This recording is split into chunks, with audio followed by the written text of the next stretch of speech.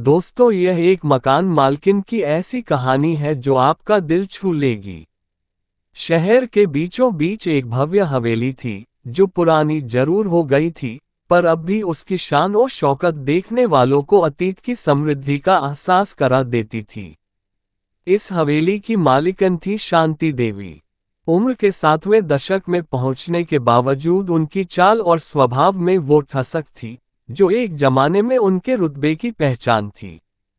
उनके सख्त स्वभाव और अनुशासनप्रियता के कारण पूरे मोहल्ले में उनकी गिनती एक मजबूत और निडर महिला के रूप में होती थी। हवेली में बने छोटे छोटे कमरे शांति देवी ने किराए पर दे रखे थे। यह उनकी आमदनी का मुख्य जरिया था। उनके किराएदारों में हर तरह के लोग थे, कॉलेज के छात्र, नौकरी पेशा लोग, छोटे व्यापारी और कुछ ऐसे लोग भी जो शहर में अपनी जिंदगी को नए सिरे से शुरू करना चाहते थे। एक दिन एक साधारण सी महिला मीरा अपनी 2 बेटियों के साथ हवेली के दरवाजे पर पहुंची। मीरा विधवा थी और गांव छोड़कर शहर में नई जिंदगी शुरू करने आई थी।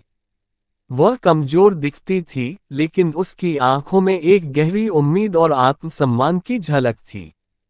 मीरा ने शांति देवी से निवेदन किया, माँ जी, मुझे और मेरी बेटियों को रहने के लिए एक जगह चाहिए।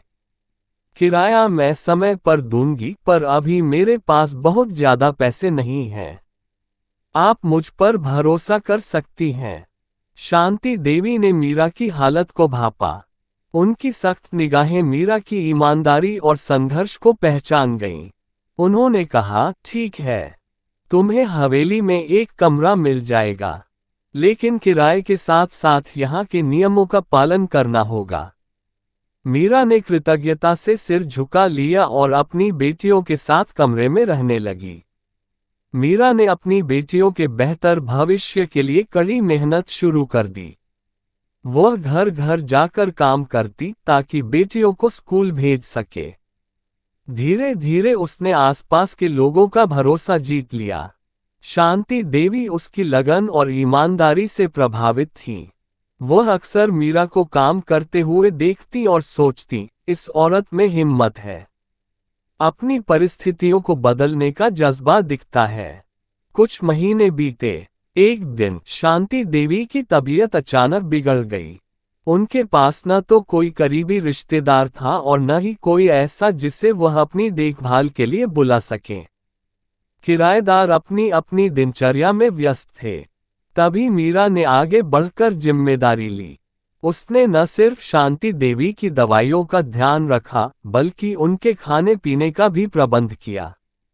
वह अपनी बेटियों की पढ़ाई और काम के साथ साथ शांति देवी की सेवा में कोई कमी नहीं रखती। शांति देवी ने पहली बार महसूस किया कि अकेलेपन के उस दौर में मीरा ने उनके लिए परिवार जैसा काम किया। उनकी कठोरता धीरे धीरे पिघलने लगी। कुछ महीनों बाद जब शांति देवी पूरी तरह से ठीक हो गईं, तो उन्होंने मीरा को अपने पास बुलाया। उन्होंने कहा, मीरा, मैंने जिंदगी में बहुत कुछ देखा है। इस हवेली को संभालने के लिए लोग तो बहुत आए, लेकिन तुम्हारी तरह ईमानदार और निस्वार्थ इंसान कभी नहीं मिला। अब मैं तुम्हारे बारे में एक बड़ा फैसला लेना चाहती हूँ। मीरा कुछ समझ नहीं पाए। शांति देवी ने अपनी वसीयत निकाली और कहा, इस हवेली का एक हिस्सा अब तुम्हारा है। तुमने मेरे लिए जो किया वह खून के रिश्तेदार भी नहीं करते। इसे तुम्हारी बेटियों का घर समझो और इसे अपना बनाओ। मीरा की आंखों में आंसू आ गए। उसने कहा, माँ जी, मैंने जो किया वह सिर्फ इंसानियत थी। आपने मुझे सहारा दिया, अब मैं आपके इस बड़े दिल के लिए हमेशा आपकी ऋणी रहूंगी। शांति देवी के इस फैसले से पूरे मोहल्ले में चर्चा होने लगी। कुछ लोगों ने इसे उनकी महानता बताया, तो कुछ ने कहा, किसी पर इतना भरोसा करना ठीक नहीं। लेकिन शांति देवी जानती थी कि उन्होंने सही फैसला लिया है। मीरा और उसकी बेटियां अब शांति देवी के साथ एक परिवार की तरह रहती थीं। बेटियां बड़े प्यार से शांति देवी को दादी कहकर बुलाने लगीं। हवेली अब सिर्फ ईंट पत्थरों का मकान नहीं रही, बल्कि वह इंसानियत, भरोसे और परोपकार का प्रतीक बन गई।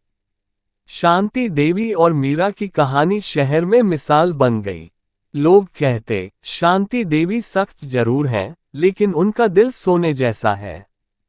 वहीं मीरा ने साबित किया कि निस्वार्थ सेवा और मेहनत कभी बेकार नहीं जाती। इस तरह शांति देवी की हवेली एक साधारण मकान से बढ़कर एक ऐसा स्थान बन गई, जहां इंसानियत की रोशनी हर कोने में चमकती थी। दोस्तों, ये कहानी आपको कैसी लगी? कमेंट करके जरूर बताएं। ऐसी ही और कहानी सुनने के लिए चैनल को सब्सक्राइब करें। धन्यवाद।